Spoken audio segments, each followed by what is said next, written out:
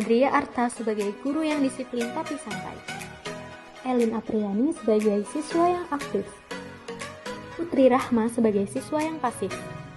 Luka Dinara sebagai siswa yang nakal. Cindy Suditasari sebagai siswa yang aktif. Zahra Nabila sebagai siswa yang kalem. Sonia Umu Habibah sebagai siswa yang rajin. Dina sebagai videografer.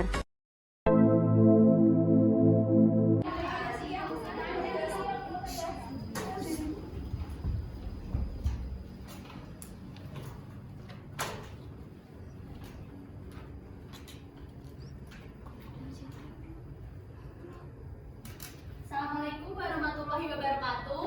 Waalaikumsalam warahmatullahi wabarakatuh. Baik, sebelum kita memulai pembelajaran sosiologi pada pagi hari ini, kita berdoa dulu ya. Untuk ketua kelas 10 IPS 2, Mbak Elin ya? Iya betul Bu. Oke, bisa dipimpin doanya ya. Untuk teman-teman semua, sebelum mulai pembelajaran, marilah kita berdoa terlebih dahulu sesuai dengan agama dan kepercayaan masing-masing. Berdoa dimulai. Berdoa selesai. Oke, gimana nih kabar dari teman-teman semua hari ini? Baik Ibu, alhamdulillah. Nggak ada yang sakit kan? Nggak ada Bu. Baik, untuk selanjutnya presensinya hari ini yang nggak hadir siapa? Belum masuk Bu. Belum masuk, ada kabar nggak dia? Kayaknya seperti biasa Bu, dia kan suka telat. Berarti kemungkinan telat ya? Iya Bu. Kayaknya ada yang bisa bantu ibu nggak? Kayaknya agak kesulitan nih. Oke, PPT-nya ibu udah terlihat ya? Sudah Bu. Oke, bisa disiapkan alat tulisnya. Wah, udah siap banget ya kayaknya.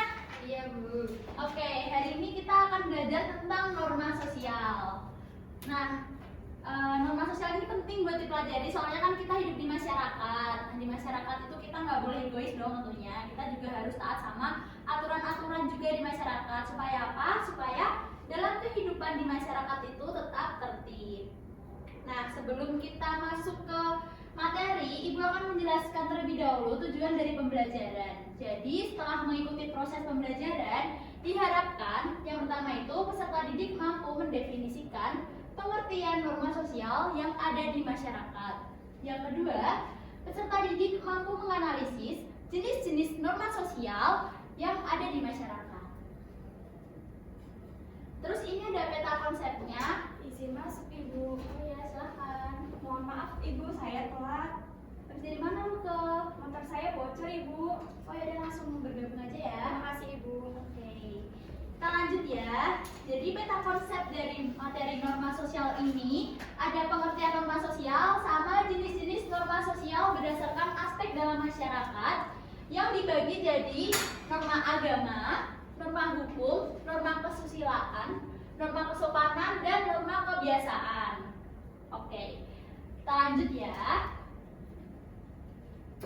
Nih coba diamati dulu, ini gambar apa ya?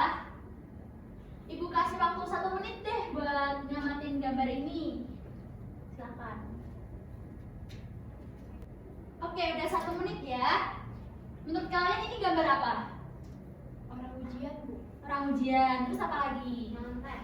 Orang nyontek. Terus apa lagi? Ada lain? Ada info lain?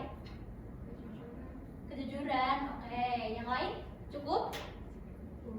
Oke, jadi benar yang dikatakan oleh teman-teman tadi. Ini ada anak yang lagi ujian, terus ada tulisan dilarang mencontek. Itu artinya apa? Artinya dalam ujian sekalipun itu ada aturannya. Apalagi di masyarakat gitu. Dimana kalau kita udah berhubungan sama orang lain itu jelas ada aturannya. Ada norma yang tentunya juga harus kita taati. Seperti contohnya ini, ketika ujian kita dilarang mencontek gitu, kita harus jujur seperti itu. Nah, kita lanjut ke pengertian norma sosial. Jadi apa sih itu norma sosial? Mungkin bisa sambil dicatat ya. Nah, jadi norma sosial itu adalah patokan perilaku manusia dalam kehidupan bermasyarakat. Jadi norma sosial ini jadi pedoman hidup nih buat manusia dalam kehidupannya bermasyarakat gitu. Jadi masyarakat itu hidup gak bebas gitu. Walaupun sebenarnya misal ini Misal Cindy itu sebenarnya bisa duduk di meja gitu, bisa gitu. Sekarang berdiri loncat-loncat itu sebenarnya bisa, tapi karena ada aturan dia jadi harus membatasi aktivitasnya gitu. Jadi harus di kelas tuh harus gimana ya, harus duduk dengan baik, harus mencatat, harus mendengarkan penjelasan guru seperti itu. Nah, norma sosial ini memberi batasan. Iya benar, kita jadi terbatas dalam berperilaku. Kita jadi nggak bisa seenaknya. Kita harus juga mikirin orang lain gitu, gimana supaya dalam masyarakat itu tetap terjaga ketertibannya gitu, ya. Nah, ini bisa berupa perintah ataupun larangan. Misal perintahnya kita kan selalu diperintahkan untuk membuang sampah pada tempatnya gitu. Dan terus larangannya apa ya? Larangannya berarti jangan membuang sampah sembarangan gitu. Nah, dalam berperilaku di masyarakat. Jadi norma ini masih batasan gitu ke masyarakat. Gimana cara mereka hidup di masyarakat itu supaya tetap tertib masyarakatnya. Nah, kita lanjut ke jenis norma sosial berdasarkan aspek dalam masyarakat. Yang pertama itu ada norma agama. Nah, jadi untuk norma agama itu dapat didefinisikan sebagai suatu petunjuk dan pegangan hidup bagi umat manusia yang berasal dari Tuhan, yang berisikan perintah dan larangan. Nah, contoh dari norma agama ada yang tahu? Setiap umat harus beribadah, Bu. Ya benar, itu salah satu contohnya ya. Di norma agama ini setiap umat itu harus beribadah sesuai dengan agama dan keyakinannya masing-masing. Nah terus contohnya misal kalau dalam Islam kan kita diperintahkan untuk sholat gitu. Terus larangannya ya kita misalnya nggak boleh pacaran seperti itu. Terus yang kedua ada norma hukum. Terus norma hukum ini dapat didefinisikan sebagai perintah, kewajiban, dan larangan agar di dalam masyarakat itu tercipta suatu ketertiban dan keadilan yang biasanya dibuat oleh lembaga tertentu. Nah, norma hukum ini bentuknya bisa tertulis berupa undang-undang maupun tidak tertulis berupa peraturan adat. Gitu. Ini contoh gambar dari norma apa? Hukum. Oke, kenapa ini disebut norma hukum? Ada yang tahu?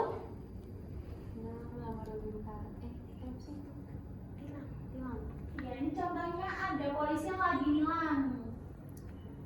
Nah, kenapa disebut norma hukum? Ini tindakan polisi yang nilang ini ada aturannya nggak? Ada undang-undangnya nggak? Ada. Nah, ya, karena ini udah diatur dalam undang-undang gitu.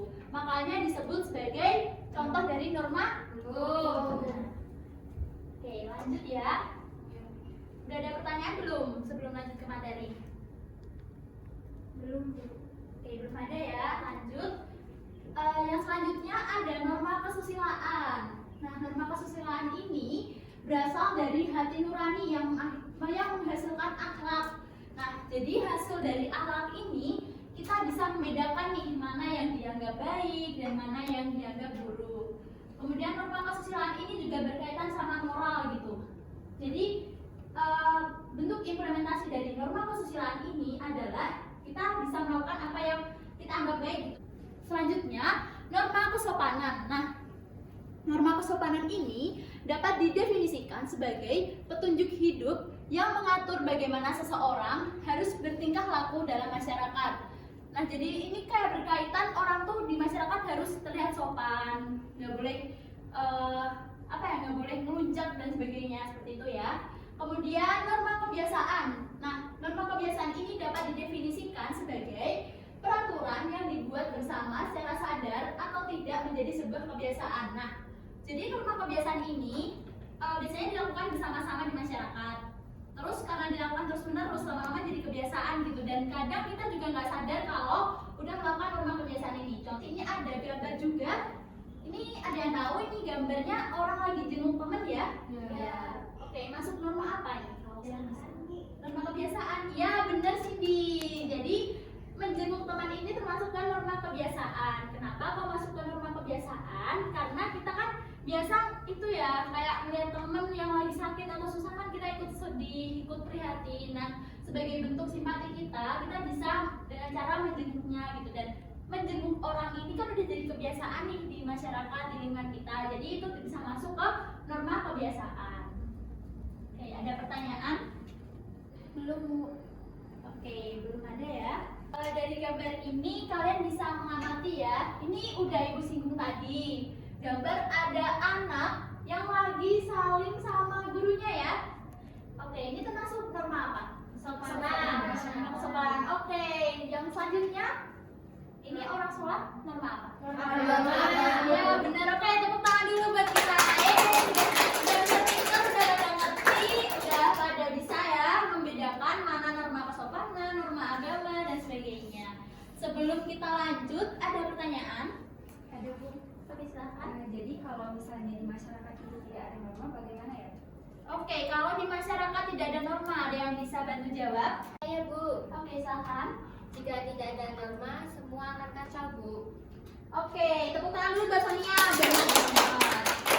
Benar apa yang dikatakan oleh Sonia. Jadi kalau di masyarakat itu tidak ada norma, maka yang timbul akan kekacauan. Soalnya orang-orang jadi seenaknya, jadi kurang menghargai orang lain. Terus nanti kalau kurang menghargai juga jatuhnya malah pada ribut, malah pada berantem, terus pecah deh masyarakatnya, pada misah, pada marah-marahan dan sebagainya. Oke, ada pertanyaan lagi? Izin bertanya Bu. Oke, silakan. Mengapa di Indonesia masih banyak yang melanggar norma? Oke, ini pertanyaan menarik ya. Mengapa di Indonesia masih banyak yang melanggar norma? Padahal norma tujuannya untuk mengatur, untuk menertibkan. Nah, ada yang bisa bantu jawab? Saya Bu, Oke, silakan. izin menjawab pertanyaan dari Mbak Zahra. Mungkin alasan kenapa di Indonesia sendiri masih banyak yang melanggar norma itu, mungkin masyarakatnya itu masih sering meremehkan gitu Bu, menganggap enteng norma-norma yang berlaku di masyarakat Bu. Jadi kayak mereka seenaknya, akhirnya mereka melanggar norma tersebut Bu. Oke, tepuk tangan dulu Kak Dalin. Nah, jawabannya tuh bener ya. Jadi kenapa kok masih banyak yang menyepelekan, masih banyak yang melanggar itu karena norma tuh masih dianggap hal yang sepele gitu. Seperti yang kita ketahui bahwa norma-norma itu yang paling tegas norma apa? Hukum. Ya benar, norma hukum itu yang paling tegas, yang paling dianggap paling sanksinya paling mengerikan, paling tegas gitu. Soalnya apa? Soalnya norma hukum itu diaturnya dalam undang-undang biasanya kan. Kebanyakan tuh diatur undang-undang. Nah, karena diatur oleh undang-undang, terus juga ada lembaga khusus yang mengatasinya. Makanya norma hukum ini jadi norma yang paling tegas gitu. Soalnya hukumannya juga nggak cuma fisik aja, nggak cuma penjara maupun hukuman mati, tapi juga bisa hukuman berupa denda. Oke? Apakah masih ada yang ingin tanyakan? Cukup Bu. Cukup? Oke, karena tidak ada pertanyaan, kita lanjut ke permainan ya. Iya Bu. Nah, jadi permainan ini judulnya playing cards. Nah, sesuai sama judulnya, ini kita akan bermain kartu. Jadi nanti kalian bisa bebas pilih satu kartu yang sudah disediakan oleh guru. Oleh saya sudah menyediakan banyak kartu di sini. Kemudian dari ibu juga sudah menyediakan dua jenis kartu yang berbeda. Yang mana yang satu itu kartu berisi gambar dan yang satunya lagi kartu berisi teka-teki atau clue mengenai salah satu jenis norma sosial di masyarakat. Nah, permainannya nanti siswa itu harus menemukan pasangan dari kartunya gitu. Jadi misal kartu gambar itu gambarnya harus dipasangkan dengan kartu clue jenis norma sosial yang sesuai dengan gambar tersebut. Begitu pula sebaliknya. Jadi nanti ada salah satu gambar contoh norma sosial, terus kalian harus memasangkan gitu gambar itu termasuk ke norma sosial apa gitu dan sebaliknya. Jadi nanti kalian akan berpasangan dua-dua gitu. Kemudian siswa dapat berkelompok sesuai dengan pasangan kartu tersebut. Nah, seperti yang udah ibu singgung tadi, kalian nanti akan berpasangan sesuai dengan kartunya. Jadi nanti ada satu kelompok dengan dua anggota. Jadi ini kan totalnya 6 ya. Berarti nanti ada total 3 kelompok. Kemudian nanti kalian kalau sudah membentuk kelompok bisa berdiskusi dengan kelompoknya untuk menjelaskan atau memberikan alasan seperti itu kenapa gambar dan clue-nya itu sesuai, kenapa gambar dan jenis normanya itu bisa dipasangkan seperti itu. Kemudian jika sudah, semua kelompok bisa mempresentasikan hasil diskusinya di depan kelas. Nah, untuk proses diskusi sendiri kira-kira waktunya berapa menit ya? 10 menit. 10 menit. Oke, kita sepakati 10 menit ya. Untuk permainan ini apakah ada yang ingin ditanyakan? Tidak ada Bu. Sudah jelas Sudah jelas ya. Iya. Ibu siapkan dulu kartunya.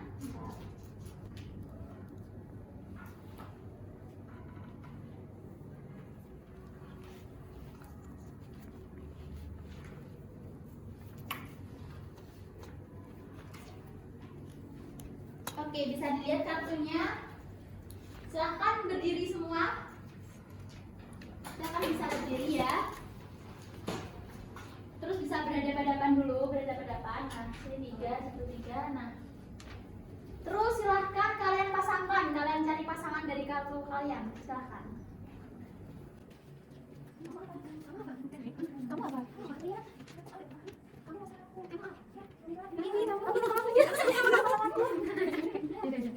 Sudah Bu. Dan Bu, Oke, sudah berpasangan semua ya. Bisa duduk sesuai sama kelompoknya masing-masing. Oke, kalau udah berkelompok seperti ini, silahkan kalian bisa memulai diskusinya ya. Sekarang jam 10.14, berarti pukul 10.24 harus selesai ya diskusinya. siap Baik, Bu. Baik, silahkan berdiskusi.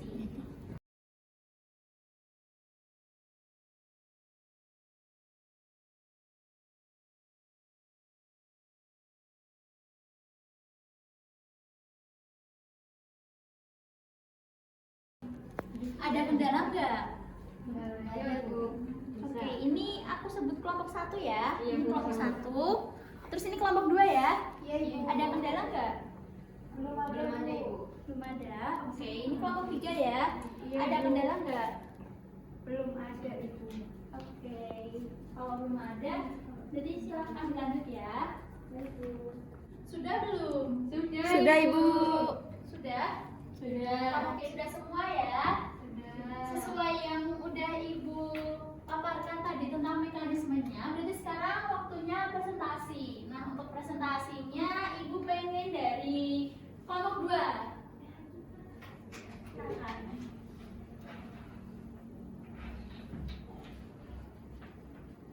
Baik, Assalamualaikum warahmatullahi wabarakatuh. Waalaikumsalam warahmatullahi wabarakatuh.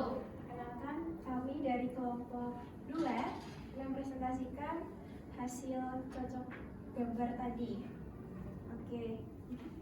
Sekarang mau baca yang mana?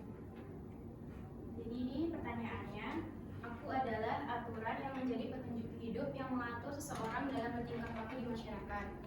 Nah, itu adalah masuk ke dalam norma kesopanan. Di sini ada gambar anak SD yang lewat di depan orang yang lebih tua itu, kalau dalam bahasa Jawanya derek langkung. Nah, alasan kita memasukkan ini ke dalam norma kesopanan karena di mana ini terlihat orang yang lebih muda terlihat sopan kepada orang yang lebih tua dengan cara lewat di depannya dengan permisi. Mungkin ada tambahan dari Bu Zahra? Sudah cukup mungkin. Itu Bu dari kita. Oke, tepuk tangan dulu. Ada yang mau ditanyakan? Cukup? Cukup ya, bisa duduk ya. Oke, sekian dari kami. Assalamualaikum warahmatullahi wabarakatuh. Waalaikumsalam warahmatullahi wabarakatuh. Oke, selanjutnya kelompok 1 bisa maju ya.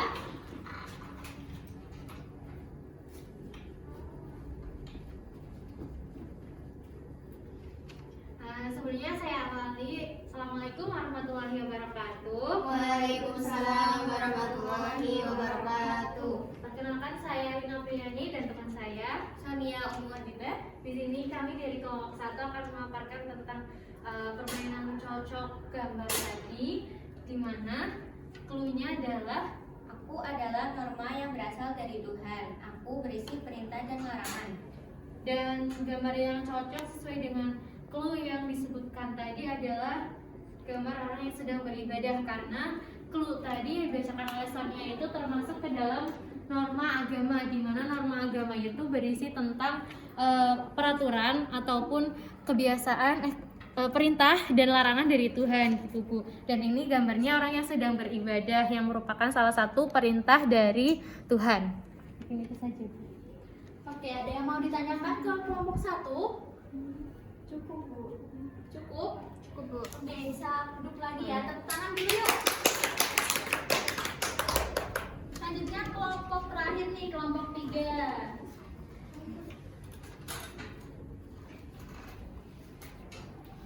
Boleh bawa buku ya, Ibu? Boleh.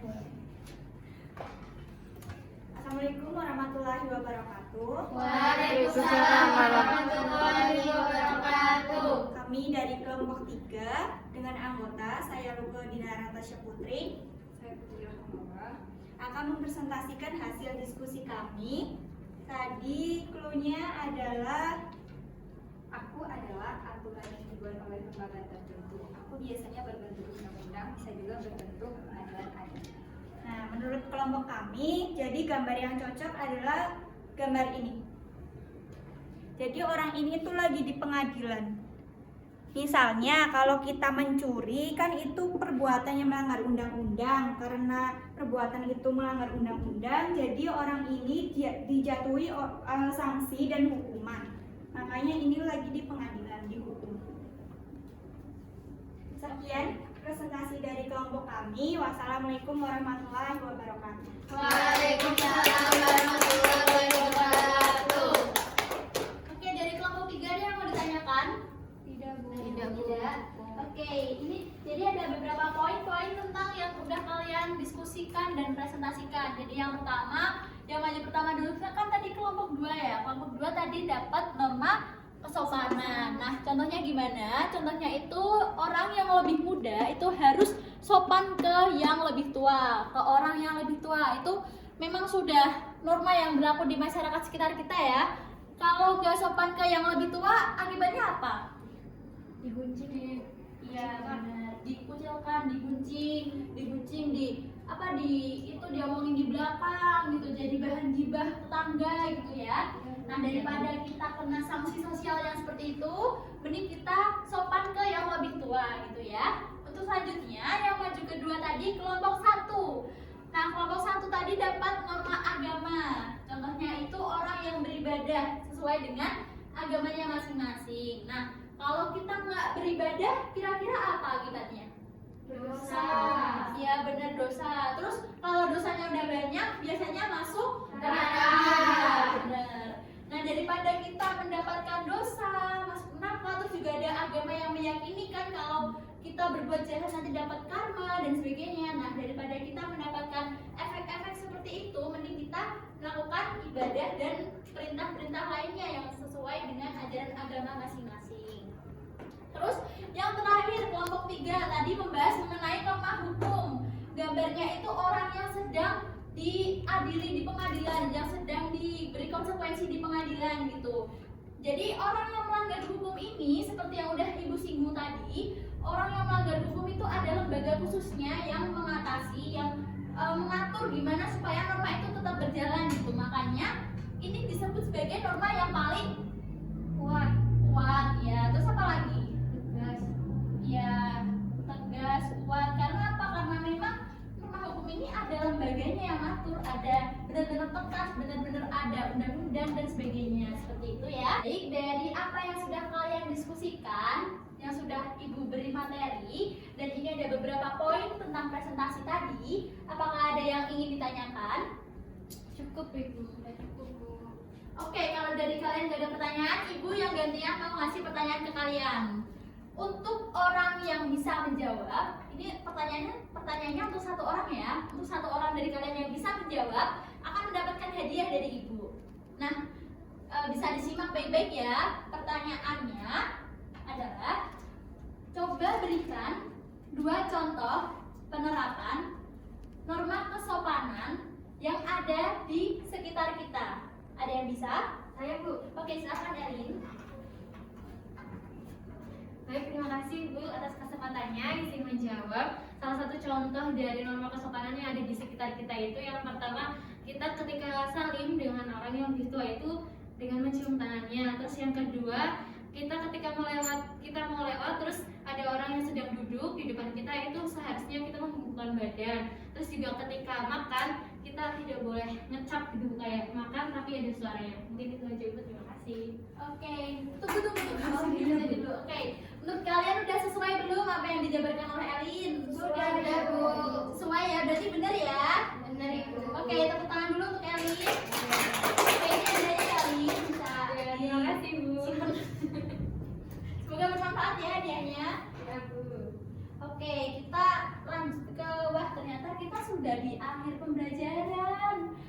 Kita harus sudah masuk ke kesimpulan. Nah, dari kalian ada yang bisa membantu Ibu memberikan kesimpulan? Saya Bu. Oke, silakan Cindy.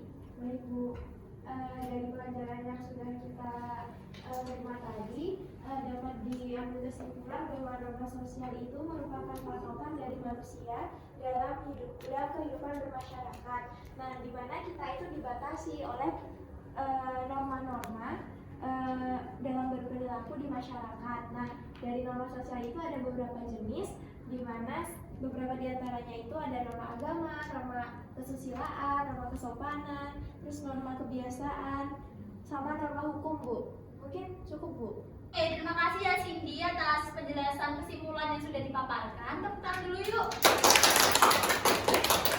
Oke, jadi benar yang apa dikatakan oleh Cindy. Jadi kesimpulannya itu norma adalah patokan perilaku masyarakat yang memberi batasan, memaksa individu untuk menyesuaikan diri dengan nilai yang berlaku di masyarakat dan menjaga solidaritas antar anggota masyarakat. Kemudian untuk jenis-jenis norma sosial berdasarkan aspek dalam masyarakatnya yang sudah kita pelajari tadi, itu ada norma agama, norma hukum, norma kesusilaan, norma kesopanan, dan juga norma kebiasaan. Kemudian ini terkait refleksinya mungkin bisa ditulis ya, ditulis di selembar kertas. Nanti mungkin saya minta tolong kepada Mbak Elin bisa dikumpulin ke saya ya terkait refleksinya ini. Kira-kira manfaat apa yang kamu dapatkan dari materi norma sosial?